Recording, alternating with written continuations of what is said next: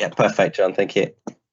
Okay, so I'll just launch straight into this. So this is a joint piece of work by myself, but also Sarah Wakelin and Jason Holt at NOC and Matthew Palmer now at PML.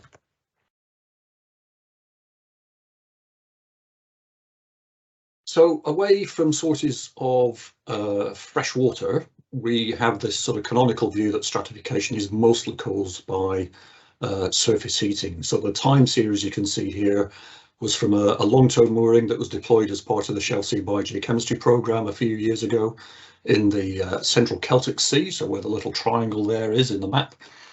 And that's kind of a typical view of thermally driven stratification that we have in lots of parts of our shelf seas.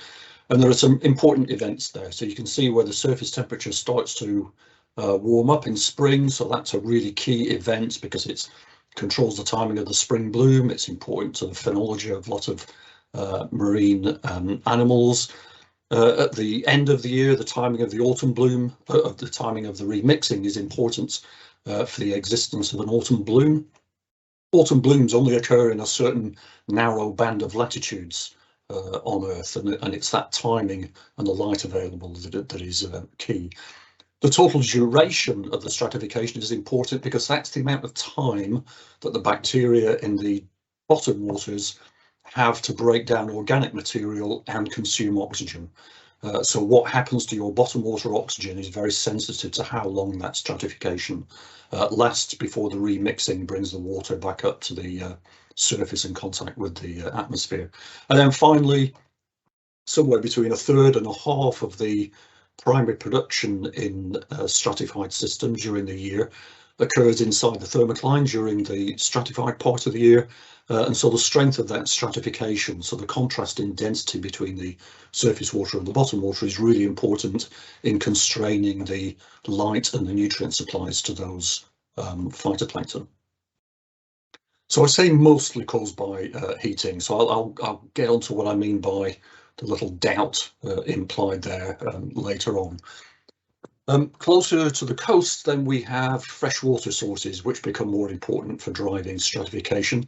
The plot here is a relatively old one from some work in the southern North Sea off the Rhine outflow. And the key thing there is noticing how freshwater-driven stratification is much noisier.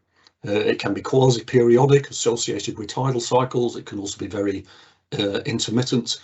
It's sensitive to rainfall and river supply, and also to land use, because land use may or may not act as a buffer for how quickly that rainfall gets from the land into the coastal region. And coastal regions could be influenced by increased or changes in nutrients inputs from wastewater and agriculture. This is a lot harder to predict. Models find this a lot trickier to both simulate what we know is currently happening and also predict what's going to happen in the future.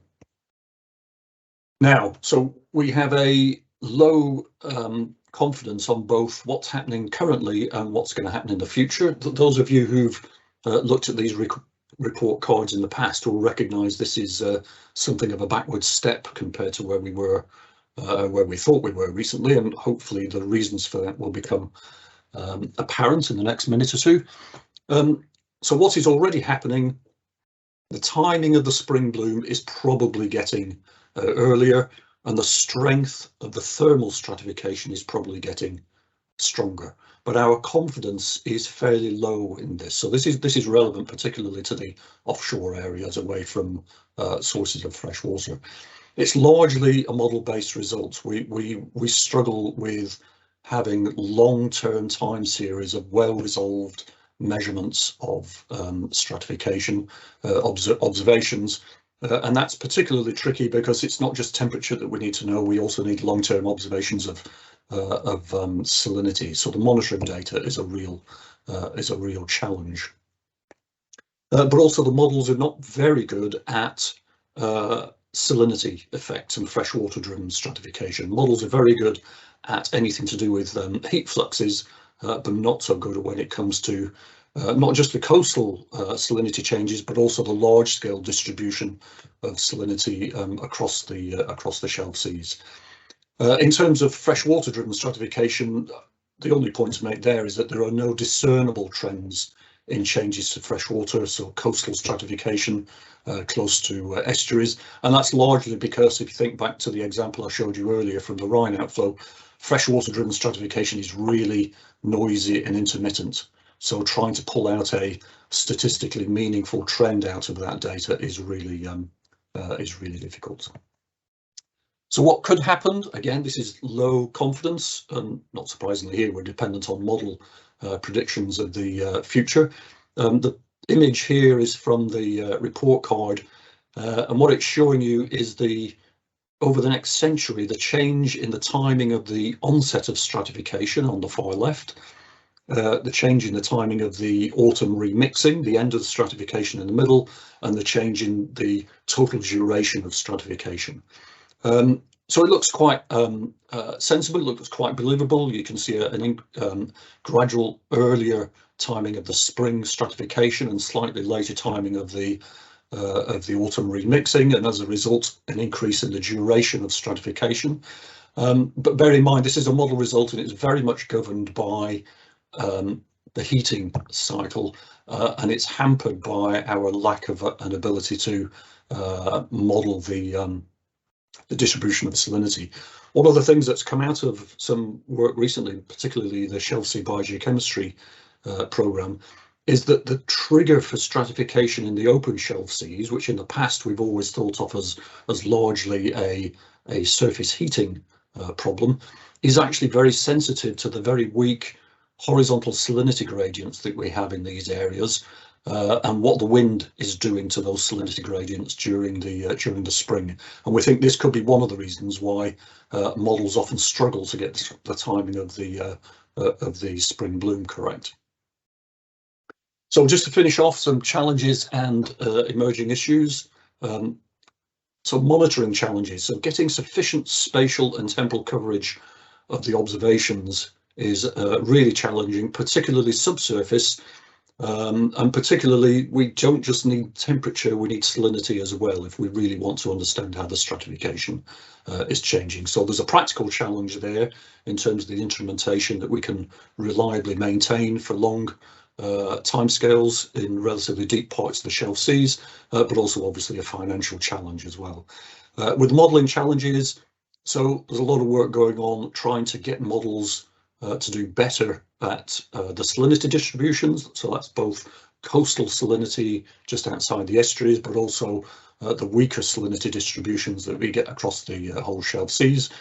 And also with still this need to improve the mixing schemes, both horizontal mixing and vertical mixing schemes within models.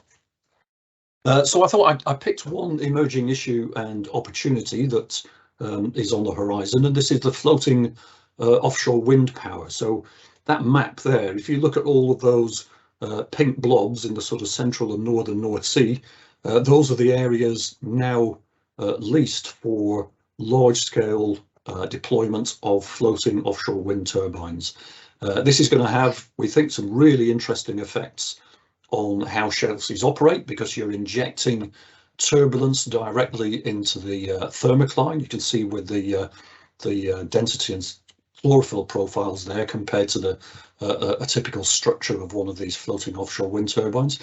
So that's going to be interesting. Quite large areas of the stratifying North Sea are going to have this extra turbulence, which is going to have physical and biogeochemical effects. But it also, I think, represents an opportunity. There's a real chance there.